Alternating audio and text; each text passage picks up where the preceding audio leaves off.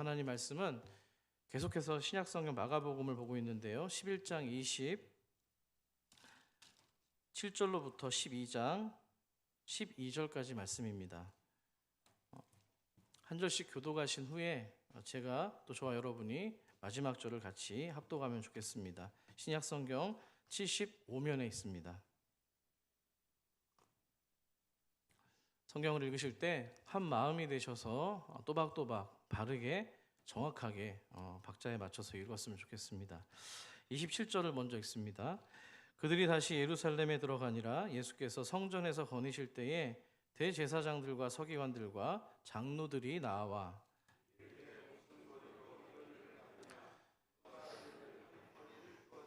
예수께서 이르시되 나도 한 말을 너희에게 물으리니 대답하라. 그리하면 나도 무슨 권리로 이런 일을 하는지 이르리라.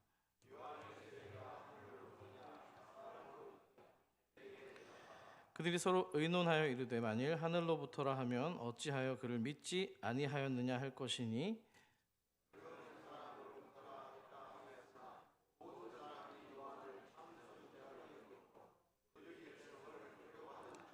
이에 예수께서 대답하여 이르시되 우리가 알지 못하노라 하니 예수께서 이르시되 나도 무슨 권위로 이런 일을 하는지 너희에게 이르지 아니하리라 하시니라.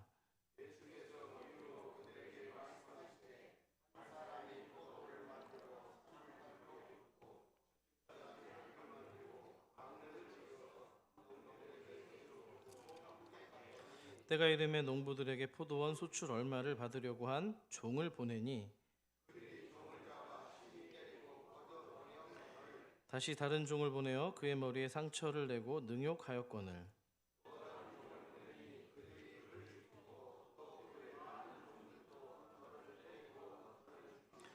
이제 한 사람이 남았으니 곧 그가 사랑하는 이들이라 아들이라 최후로 이를 보내며 이르되 내 아들은 존대하리라 하였더니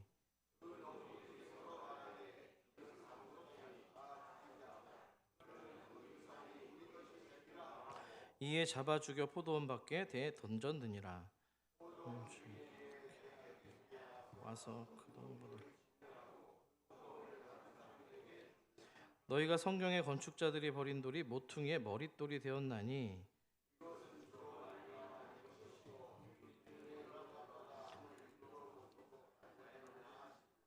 같이 읽습니다.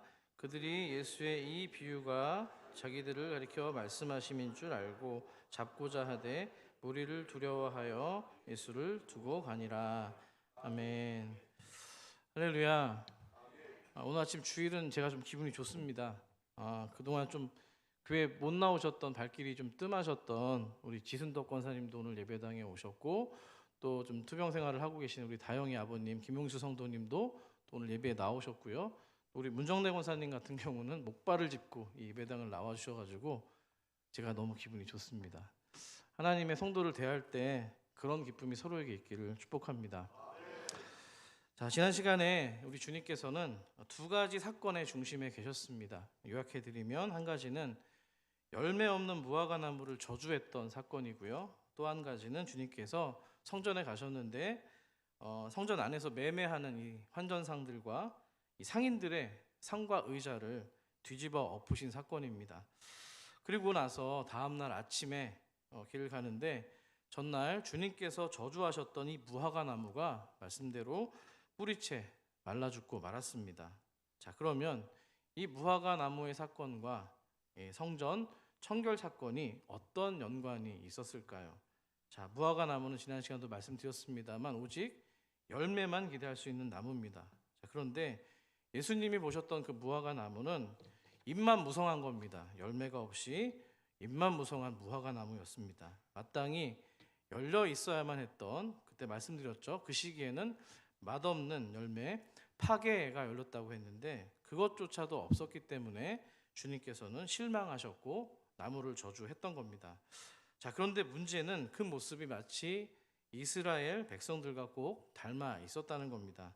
종교적 행위는 이 무성한 잎처럼 가득한데 정작 경건의 실체와 능력이 없는 모습이 영락없는 잎만 무성한 무화과 나무였기 때문입니다. 자, 간절히 바라기는 우리 성도님들의 삶 가운데서 비록 성숙하지는 못할지라도 또는 서툴지라도 그 작은 순종으로 몸부림치는 다시 한번 파괴의 열매가 있기를 축복합니다.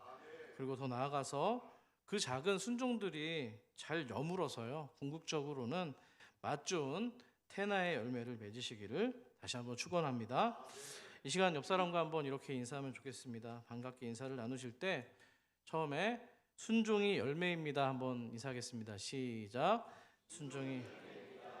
예, 또 다른 편에 계신 분한테 인사할 땐 이렇게 인사합니다. 서툴러도 아름답습니다. 시작. 예, 아름다운 분만 모여 계신 교회인 줄 믿습니다. 예, 이갑사님이 크게 아멘해 주셔서 감사합니다. 자, 지난주 예수님께서는 그렇게 성전에서 한바탕 좀 홍역을 치르셨는데요.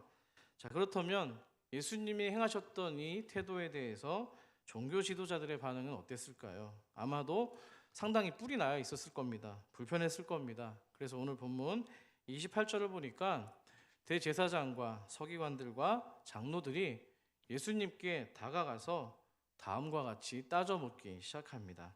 28절을 같이 읽어보죠. 시작. 이르되 무슨 권위로 이런 말을 하느냐? 누가 이런 일을 할 권위를 주었느냐? 예, 너가 도대체 뭔데 무슨 권위로 이런 소동을 피우는 거야? 이렇게 엄청난 소란을 일으키는 그 권위를 성전에서 지금 네가 누구로부터 받은 것이냐 따져 묻고 있는 겁니다. 자, 여러분, 지금 종교 지도자들이 예수님께 나와서 따져 묻고 있는 이 권위를 묻고 있는 공간이 어디입니까? 바로 성전입니다. 맞습니까? 요한복음 2장을 보시면은 예수님께서는 성전을 두고서 내 아버지의 집이다 이렇게 말씀을 하셨습니다. 그러니까 성전은 다시 말해서 왕이신 하나님, 하나님의 임재와 왕적인 통치를 상징하는 공간입니다. 아멘이시죠? 그 왕적인 통치라는 맥락 가운데서 저는 오늘 본문을 여러분들이 좀 상상력을 가지고서 좀 보셨으면 좋을 것 같아요. 저는 이제 성경을 볼 때마다 하나님께 기도합니다. 이 좀 상황 가운데 제가 들어가서 좀 입체적으로 좀 이해하기를 원합니다. 이런 기도를 반드시 하는데요. 뭐 이런 겁니다. 좀 여러분들의 연령대에서 이해를 돕기 위해서 말씀드리면 우리나라 조선시대를 생각하면 될 것 같아요. 궁전에서 임금이 붉은 용포라고 하죠. 용포를 입고요. 궁궐의 대전에서 이렇게 좀 뭔가 이렇게 뒷짐을 지면서 궁궐에 있는 대전에서 납치신 겁니다. 거기서 왔다 갔다 이제 거니시는 모습을 연상하실 수 있는데요. 궁궐에서 대전은 가장 높은 권위를 갖는 공간입니다. 아마 사극을 보신 분들은 좀 이해하실 텐데요. 그러니까 지금 그 용포를 입고 대전을 거닐고 계신 왕 앞에 나아가서 감히 신하 따위가 당신이 지금 누구시길래 여기서 얼쩡거리고 있는 거요? 왜 지금 왕처럼 주인 행세를 하고 있는 겁니까? 이렇게 외치고 있는 것과 같은 맥락이라는 겁니다. 이해가 되셨죠? 지금 왕을 왕으로 분별하지 못하고 왕에게 오히려 권위를 묻고 있는 상황, 바로 이것이야말로 지금 이스라엘 백성들의 신앙의 현주소를 보여주는 장면입니다. 자, 그러면 오히려 이 종교 지도자들의 얼토당토하는 질문을 받은 이 주님께서는 어떻게 반응을 하셨을까요? 우리 주님 토론의 달인이시잖아요. 오히려 역공을 펼치십니다. 오히려 한 가지 질문을 던지시는데요. 너희들이 대답을 잘하면은 너희들이 나한테 질문했던 것을 대답하겠노라고 말씀합니다. 자, 그 질문의 내용이 30절에 나와 있습니다. 같이 읽습니다. 시작. 요한의 세례가 하늘로부터냐 사람으로부터냐? 내게 답하라. 갑자기 주님께서 꺼낸 카드는 요한의 세례입니다. 자, 여러분 당시에 이 요한의 세례가 무엇을 위한 세례였는지 혹시 기억하십니까? 기억이 안 나실 걸 제가 예상해서 마가복음 1장 4절을 준비했습니다. 같이 한번 읽어볼게요. 시작. 세례 요한이 광야에 이르러 죄 사함을 받게 하는 회개의 세례를 전파하니. 어떤 세례요? 회개의 세례가 요한의 세례였습니다. 자, 여기서 여러분들께서 한 가지 염두에 두셔야 되는 건요. 당시 구약의 이 개념으로 이제 바라보실 때 요한이 베풀었던 이 세례는 사실 회개나 사죄의 기능이 있었을까요? 없었을까요? 없었습니다. 왜 그렇습니까? 하나님께 죄를 고백하고 용서받는 장소가 어디였어요? 성전이었습니다. 성전에서 하나님이 정하신 제사와 예배를 통해서만 그 작업이 이루어졌기 때문입니다. 자, 그러니까 다시 말하면 지금 요한이 선포한 세례는요, 그 자체로 누구의 권위에 대한 도전입니까?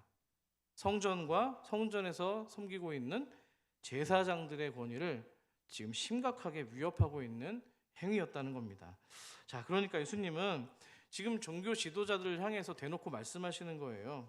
이제 더 이상 보여지는 이 예루살렘 성전은 그 본래의 기능을 잃어버렸다, 상실했다라고 직격탄을 날리는 장면입니다.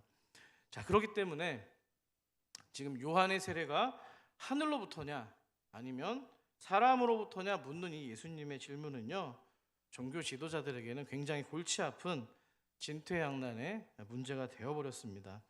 왜 그렇습니까? 두 가지 상황인 거죠. 만일 요한의 세례가 하늘로부터 온 것입니다 라고 얘기를 하게 되면 지금 정작 자신들이 감당해야 되는 정체성 자체에 치명적인 타격을 입게 되었기 때문입니다. 또한 반대로 요한의 세례가 사람으로부터 온 것이라고 한다면 그것도 문제입니다. 오늘 본문 32절에 보시면은 당시 모든 사람들이 요한을 어떻게 여긴 거예요? 자타공인 참 선지자로 여겼다는 기록이 나와 있어요. 자칫 잘못했다가는 역풍을 맞을 수도 있는 겁니다. 게다가 또 한 가지 더 중요한 문제는 그 사람들로부터 존경받고 있던 이 세례 요한을 통해서 예수님이 누구신지가 공포되었기 때문입니다. 명확히 드러났다는 거예요. 요한이 직접 말했어. 이분이 하나님의 어린 양이다. 세상 죄를 짊어지고는 가는 어린 양이라고 얘기를 했고요. 한마디로 메시아 구원자라고 선포했기 때문입니다. 뿐만이 아닙니다. 주님께서 이 요한에게, 세례 요한에게 세례를 받으실 때 하늘로부터 음성이 들렸습니다. 어떤 음성입니까? 너는 내 사랑하는 아들이라 내가 너를 어떻게 한다고요? 기뻐하노라 라는 큰 음성이, 공식적인 음성이 들려왔기 때문입니다. 자, 이렇게 고난도의 의미가 담겨 있는 예수님의 질문 가운데 종교 지도자들이 어떻게 반응을 했을까요? 우리 33절 말씀을 같이 함께 읽어보겠습니다. 시작. 이에 예수께 대답하여 이르되 우리가 알지 못하노라. 예수께서 이르시되 나도 무슨 권위로 이런 일을 하는지 너희에게 이르지 아니하리라 하시니라. 아멘. 예, 그들이 대답할 선택의 방법이 없었습니다. 그저 모르겠노라고 꽁무니를 빼고 말았습니다. 예수님께서 보기 좋게 그들에게 한 방 먹이신 건데요. 주님께서는 거기서 더 멈추지 않으시고 이어지는 본문 12장을 통해서 한 가지 비유의 말씀을 덧붙여서 이야기하기 시작합니다. 바로 여러분이 알고 계시는 악한 포도원의 농부들입니다. 그에 관한 비유인데요. 이야기의 내용을 잠시 정리해서 소개하면 이렇습니다. 어떤 사람이 포도원을 만들었는데요. 굉장히 멋지고 튼튼하게 제대로 건축을 한 겁니다. 짐승들이 침입하지 못하도록 울타리를, 펜스를 세웠고요. 포도원 전체를 잘 감독할 수 있기 위해서 높은 망대도 세웠습니다. 또 포도원 안에는 포도를 짜는 틀까지도 마련해 두었습니다. 한마디로 포도를 이용해서 가공할 수 있는 시설까지도 갖춘 상태인데요. 한번 말씀드린 적이 있습니다. 본래 포도는 우리가 열매를 맺어서 수확을 해서 입으로 가져갈 때까지 대략 5년의 시간이 걸린다고 합니다. 자, 그러니까 다른 과일과 과실수에 비해서 초기 비용과 시간이 상당히 들어가는 농작물입니다. 자, 그래서 웬만한 재력을 가진 사람이 아니면 엄두를 내기 어려워했던 농사가 바로 포도 농사였다고 합니다. 자, 그런데 이 포도원을 만들었던 주인이 어떤 일 때문에 먼 타국으로 이제 이동을 하게 되었습니다. 자, 그런데 포도원을 관리하고 감독할 수 있는 농부들을 이제 고용해서 이제 세를 준 상태가 된 거죠. 소장농이라고 이야기를 하죠.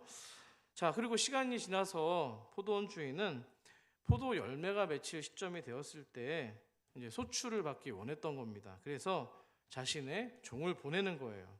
자, 그런데 이 소장 농부들이 주인이 보낸 종을 어떻게 다룬 거예요? 심하게 팼습니다. 때렸습니다. 그리고 그냥 소출을 보내는 게 아니라 빈손으로 주인에게 돌려보낸 겁니다.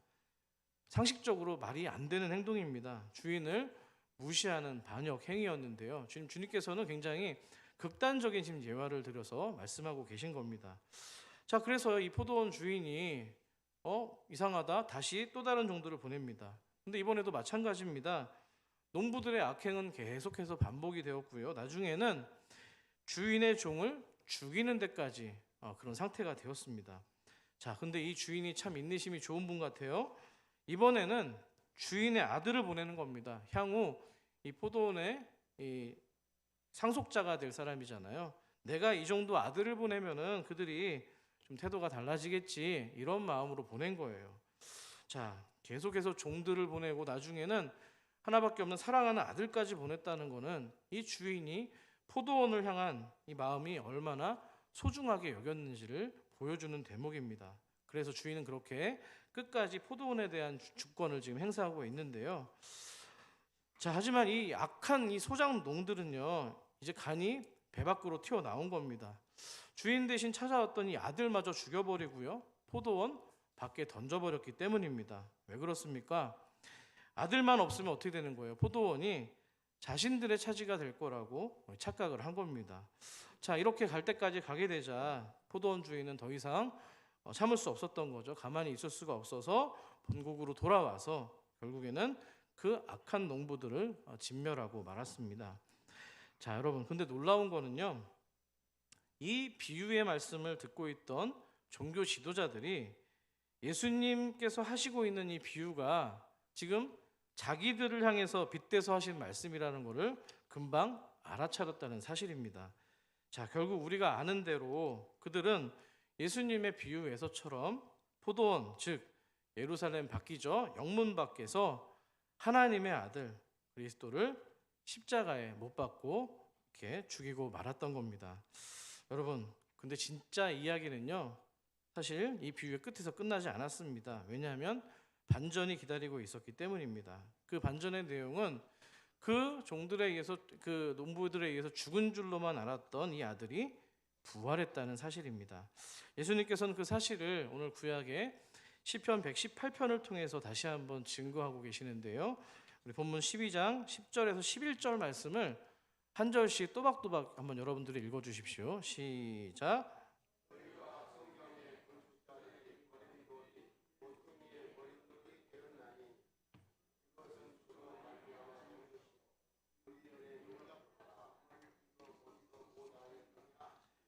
아멘. 너희들이 버린 돌, 쓸모없는 돌처럼 여겼던 그 예수가 죽음을 이기고 부활했다는 겁니다. 버린 돌이 성전의 가장 중요한 머릿돌이요, 교회의 머릿돌이 되었다고 강조하고 있습니다. 아멘이시죠? 신약성경 에베소서는 이것을 다른 표현으로 이렇게 이야기합니다. 1장 22절인데요. 제가 읽어드리죠. 또 만물을 그의 발 아래에 복종하게 하시고 그를 만물 위에 교회에 뭐라고요? 머리로 삼으셨느니라. 할렐루야. 시편 기자는 그와 같은 사실이 지금 주로 말미암았으며 기이하고 놀랍다라고 감탄하고 있습니다. 예수님의 십자가와 부활은요, 그만큼 인간의 이성과 이해를 뛰어넘어서 초월하는 놀라운 신비였던 겁니다. 아멘이십니까? 사랑하는 우리 산서울 가족 여러분, 성경에서 포도원은요, 보통 하나님의 백성 또는 하나님의 공동체를 상징하는 비유어입니다. 이사야 5장에 보시면 대표적으로 하나님이 포도원을 만드셨는데요, 그 안에 뭘 심었어요? 뭘 심었을까요? 최고의 극상품 포도나무를 심은 겁니다.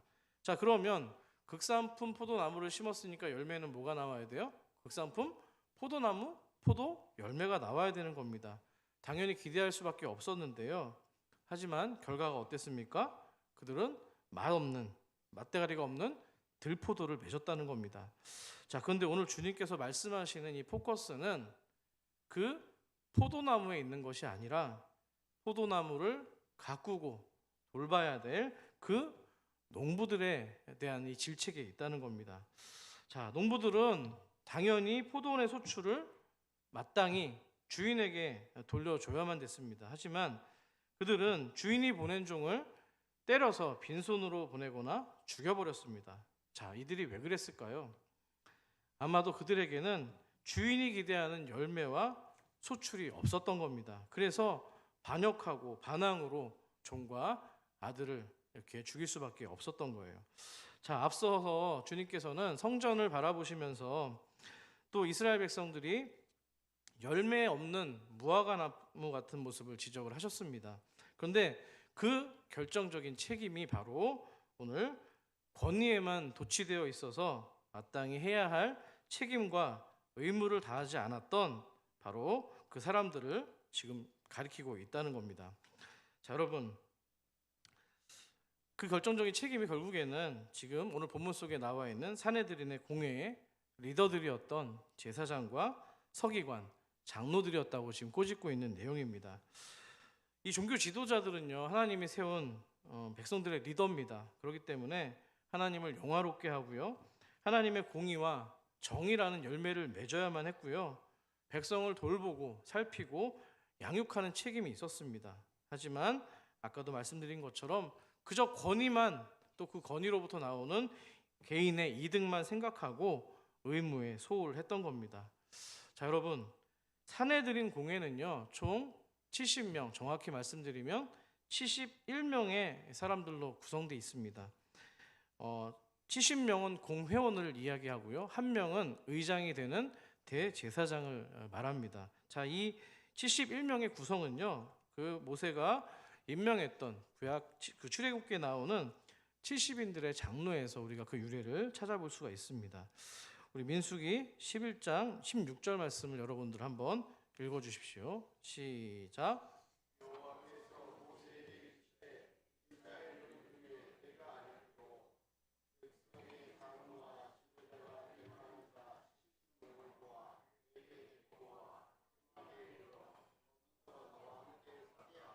아멘. 자, 이 70명의 장로들입니다. 모세가 임명했던 70명의 장로들은 이제 나중에 출애굽기 24장에 가 보시면은 굉장히 중요한 장면이 나오는데요. 모세와 또 아론과 함께 시내산에 올라가서 하나님을 직접 눈으로 보는 영광을 누렸습니다. 자, 보통 하나님의 영광을 구약 시대 가운데 보면 어떻게 됩니까? 그 사람은 죽는 겁니다.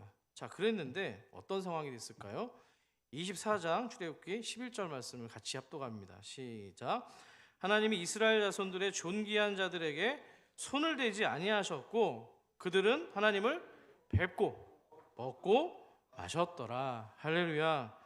저는 사실 이 장면만 보면 막 흥분이 돼요. 와, 어땠을까? 하나님의 영광을 받는데 죽지도 않았을 뿐만 아니라 먹고요, 마시면서 하나님의 그 영광을 충만하게 누렸다는 거예요.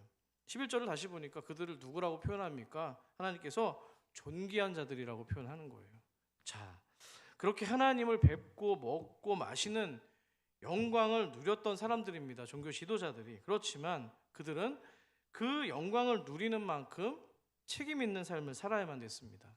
자, 그런데 안타깝게도 우리는 그들이 어떻게 몰락했는지를 곧 알게 됩니다. 왜냐하면 얼마 지나지 않아서 이스라엘 백성들은 시내산 안에서 무슨 짓을 합니까?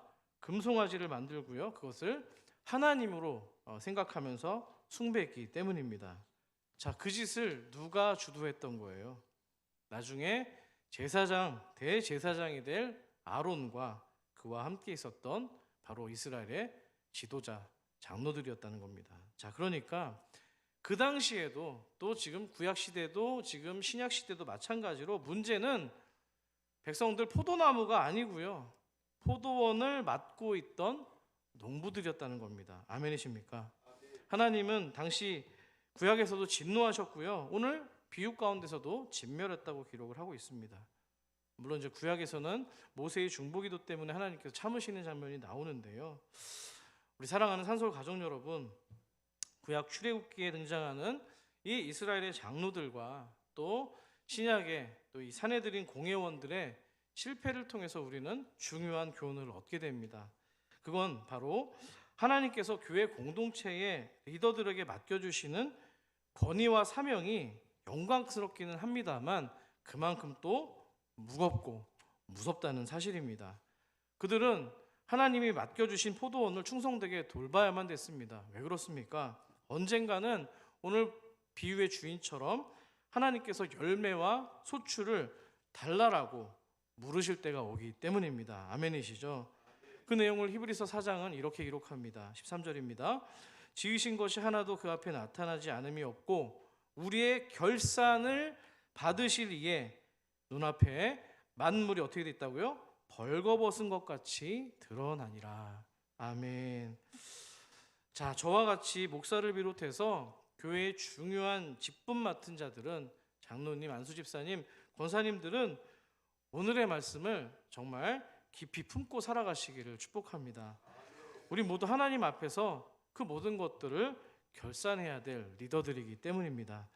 다시 한번 간절히 바라기는 사내들인 공회의 이 지도자들처럼 자신의 권위와 의로움을 주장하지 않고요, 부디 포도원을 사랑하는 주인의 마음으로 또 성도를 귀하게 여기고 섬기는 자로서의 직분을 감당하시기를 다시 한번 주의 이름으로 축원합니다.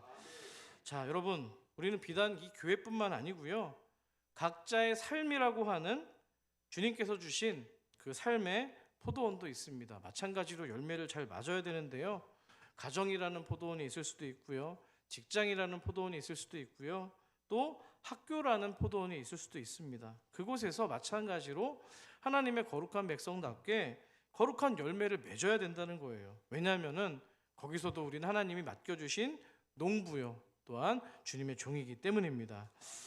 하나님께서 창세기 가운데 인간을 부르실 때 에덴 동산의 주인으로 부르지 않았습니다. 하나님을 대시한 대리 통치자로 부른 거예요. 그래서 경작하는 대리인으로 불러주셨다는 겁니다. 그렇기 때문에 우리는 그 위치, 자신의 위치를 잃어버리는 순간 하나님이 우리에게 맡겨주신 그 존귀한 그 권위를 상실하고 마는 겁니다. 여러분, 그렇기 때문에 성도가 맺어야 될 열매는요, 나에게 집중돼서 나를 자랑하고 나를 높이는 그런 자아 충만과 자아 사랑의 열매가 아니라 하나님이 주인이십니다, 하나님이 왕이십니다, 이것을 인정해서 그곳으로부터 나오는 하나님의 형상과 아름다움이야말로 주님께서 바라시는 영광의 열매인 줄 믿습니다. 쉽게 말하면 저와 여러분을 통해서 하늘 아버지의 뜻이 이루어지는 것, 그것이야말로 하나님이 바라시는 열매인 줄 믿습니다. 자, 그렇기 때문에 여러분, 내 삶이 혹시라도 너무 잘 돼가지고 소위 말해서 잘 나간다고 해서 그것이 다른 사람에게 우쭐될 그런 열매인 것처럼 착각하지 않기를 바랍니다. 반면에 또한 설령 여러분의 삶이 여러분의 뜻대로 잘 안 된다고 해서 낙심하지 않기를 바랍니다. 왜냐하면 하나님은 눈에 보여지는 상황 때문에 의존하는 분이 아니시기 때문입니다. 하나님은 우리가 아는 바와 같이 십자가라고 하는 저주받은 방법을 통해서 저와 여러분을 구원했습니다. 그 누구도 하나님이 아들을 죽이셔서 구원할 거라는, 승리할 거라는 그런 생각을 해보지 못했을 겁니다. 누가 건축자의 버린 돌덩이가 성전을 이루고 있는 가장 중요한 기초석이 될 거라고 상상이나 했겠습니까? 근데 여러분, 성전 이야기를 하고 있는데 한 가지 재미있는 사실을 알려드릴까요? 하나님께서는요, 이스라엘 백성들에게 의리의리한 성전을 지으라고 말씀하신 적이 없습니다. 제물을 드리는 이 제단을 화려하고 웅장하게 지으라고 말씀한 적이 없으시다는 거예요.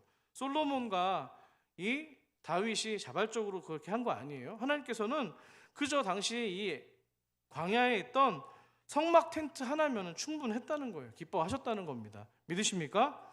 예, 앞을 좀 집중해 주셨으면 좋겠는데요, 출애굽기 20장에 보시면은 하나님께서 모세에게 예배드리는 이 제단을 쌓을 때 중요한 지침을 가르쳐주는 장면이 나와요. 자, 화면을 보시면은 출애굽기 20장 4절과 5절 말씀이 있는데요, 화면을 여러분들이 한번 크게 읽어주시기 바랍니다. 시작.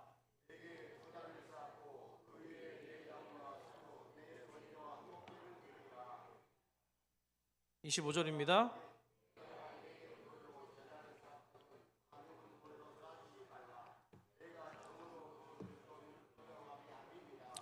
아멘. 하나님께서는 예배드리는 제단을 쌓을 때요, 가능하면 토단을 쌓으라고 하십니다. 토단은 흙으로 쌓은 거잖아요. 화려하지 않습니다. 소박합니다. 투박한 재료를 사용합니다. 어디서나 쉽게 구할 수가 있고요, 가장 인간의 정체성과 닮아 있는 것이 바로 흙이었기 때문입니다. 자, 그런데 굳이 돌로 제단을 쌓아야 되는 상황이 생긴다면 하나님께서는 돌에 있어서 그냥 있는 자연 그대로 돌로 쌓으라고 이야기합니다. 도구를 써서 사용하지 말라고 하는데요. 자, 여러분 상식적으로 생각을 해보세요. 연장을 써서 돌을 다듬지 않으면은 제단의 모양이 어땠을까요? 모양이 일정치가 않습니다. 삐뚤빼뚤합니다. 균형도 안 맞고 아마 볼품없는 모습이 되었을 겁니다. 하지만 하나님께서는 우리들에게, 이스라엘에게 주변 국가들의 이 피라미드나 바벨탑처럼 화려한 건축물을 원하지 않으셨습니다. 하나님은 그렇게 있는 그대로 다듬지 않은 돌로, 토단으로 제단을 쌓고 예배를 드리라고 강조하신 겁니다. 사랑하는 여러분, 사람이 기구를 써서, 도구를 써서 돌을 세공하고 뭔가 조각한다는 것은요, 사람의 기술입니다. 기술은 인간의 능력이나 재주를 상징하는데요, 하나님께서는 지금 당신한테 예배를 드릴 때에 인간의 능력이나 재주를 하나님이 주신 것은 분명 귀하지만 그 은사가 부각되는 게 아니라 은사를 주신 하나님이 드러나야만 되고, 이 소박한 제단 안에서 하나님만 영광 받으실 수 있도록 삶의 예배를 드리라고 강조하신 겁니다. 아멘이십니까? 사랑하는 우리 산서울 가족 여러분, 우리는 하나님 앞에 화려한 모습으로 꾸며서 예배 드리는 존재가 아닙니다. 바벨탑처럼 뭔가 인생에 업적을 남겨야만, 내세울 게 있어야지만 그 앞에 서는 존재가 아닙니다. 그걸 열매라고 말한 적이 없으세요. 오히려 성도는요, 그 반대입니다. 세상이 추구하는 그 화려함과 뛰어난 재주와 바벨탑 같은 그 높이가 하나님 앞에서는 nothing, 아무것도 아니라는 것을 깨닫는 존재여야 될 줄 믿습니다. 우리가 아무리 다듬어지지 못한 투박한 돌덩이 같아도 설령 건축자들이 버린 쓸모없는 그런 돌들이어도 괜찮습니다. 왜 그렇습니까? 주님께서는 먼저 우리들보다 건축자들에게 버림받고요, 내쳐진 돌이었기 때문입니다. 엊그제 금요 성령 집회 때도 말씀드렸습니다. 버림받고 외면당하는 거 성도에게 지극히 당연한 일입니다. 구약의 선배들 요셉도 그랬고요, 모세도 그랬고요, 다윗도 그랬고요. 오늘 본문에 주님은 말할 것도 없었습니다. 하지만 그 버린 돌이 머릿돌이 되는 것이 바로 성전이요, 교회의 신비인 줄 믿습니다. 그것이 또한 저와 여러분의 삶의 신비가 되기를 축복합니다. 하나님께서는 저와 여러분이 자기 자신을 들여다볼 때 실패한 것 같고 무너진 것 같고 그런 사건과 상황을 통해서 반드시 하나님의 일을 이루고야 마실 겁니다. 믿으십니까? 왜냐하면 나는 실패하고 저와 여러분은 맨날 넘어져도 살아계신 우리 하나님, 전능하신 주님은 결코 실패하는 법이 없기 때문입니다. 지금도 오늘 어쩌면 이 자리에 나와서 고민하고 계시는 그 실패로 보이는 내용들을 하나님은 반드시 당신의 승리의 머릿돌로 바꾸게 될 줄 믿습니다. 하나님은 반전의 하나님이기 때문입니다. 아멘이시죠? 우리 옆 사람과 축복하면서 인사합시다. 하나님은 반전의 하나님입니다. 아멘이시죠?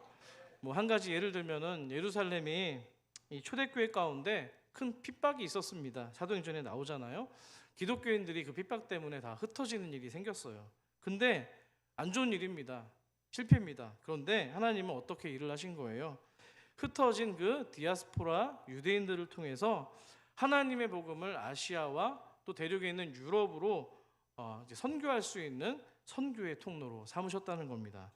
여러분, 아무리 그래도 하나님의 어리석음이 사람의 지혜보다 낫습니다. 또 하나님의 약하심이 저와 여러분보다는 강하다는 사실을 꼭 기억하시기를 소망합니다.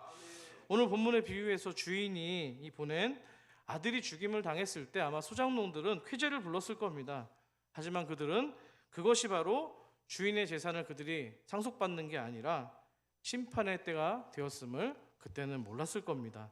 하지만 우리 주인의 아들이신 예수 그리스도는 살아나셨고요, 그 부활의 반전을 통해서 하나님의 참된 영광을 이루셨습니다. 바로 세상이 그걸 바라보면서 놀라게 됐다고 얘기를 하는 겁니다. 그래서 오늘 본문 인용했던 이 시편 118편에 보시면은 주로 말미암아 이루어지는 일들이 참으로 놀랍다라고 감탄하고 있습니다. 뭐라고요? 주로 말미암아 이루어지는 일들이 놀랍다는 거예요. 자, 그러면 저 여러분에게 적용을 해볼까요? 우리들의 어떤 모습을 통해서 세상이 놀라고 그들의 입에서 주로 말미암아 이 일들이 놀랍다라고 하나님께 영광을 돌리게 될까요? 아니, 다시 쉽게 말씀을 드리면 여러분의 어떤 모습을 통해서 세상 사람들이 부활의 영광을 경험하게 되냐는 질문입니다. 여러분, 부활은요 반드시 뭐가 전제가 돼야 돼요? 죽음이 전제가 돼야 되는 거예요. 그러니까 나는 죽고 예수로 사는 삶, 내 자아가 죽고 예수 생명으로 반응하는 삶, 그것이야말로 세상이 깜짝 놀라는 부활의 영광인 줄 믿습니다. 여러분, 내가 죽는 삶은요, 내가 꼭 이겨먹는 삶, 그런 사람들 많잖아요. 내가 좀 한 대라도 더 때려야지 속이 시원하고, 한 마리라도 더 말을 많이 해야지 시원하고, 뭔가 이겨먹으려고 하는 삶이 있어요. 근데 여러분, 하나도 손해보지 않는 삶, 그거는 내가 죽는 삶이 아닙니다. 내가 이겨서가 아니고요, 나를 통해 하나님이 이기시는 삶, 여러분이 이기시는 것이 아니고요, 여러분을 통해서 하나님이 이기시는 삶, 이겨서 그리스도인이 되는 게 아니라 질 수 있기 때문에 아름다운 그런 그리스도인들이 되기를 간절히 소망합니다. 그것을 통해서 하나님께서는 정말 여러분을 통해서 세상이 너는 정말로 너를 통해서 하나님이 함께 계시는 것 같아, 하나님의 임재가 함께 하시는 것 같아, 그 놀라운 고백으로 감탄하게 될 줄 믿습니다. 여러분, 한 주간 삶을 살아가실 때 가족과 이웃을 위해서 조금 손해보시더라도 좀 질 수 있는 성도가 되시기를 원합니다. 저도 실천하겠습니다. 성도는 부활로 이기는 겁니다. 아멘이십니까? 내가 얘기해놓고도 너무 멋있는 말 같아. 한번 따라해 볼게요. 성도는 부활로 이기는 삶입니다. 예, 십자가에 칼을 뽑아가지고 휘두르는 게 아니고요, 내가 죽고 예수가 부활로 사는 그런 복된 인생이 되기를 소망합니다. 그래서 저와 여러분의 삶의 포도원, 또 교회의 포도원이 나는 죽고 예수로 사는 십자가의 열매, 정말 부활의 열매로 가득한 그런 소출을 내시기를 축복합니다.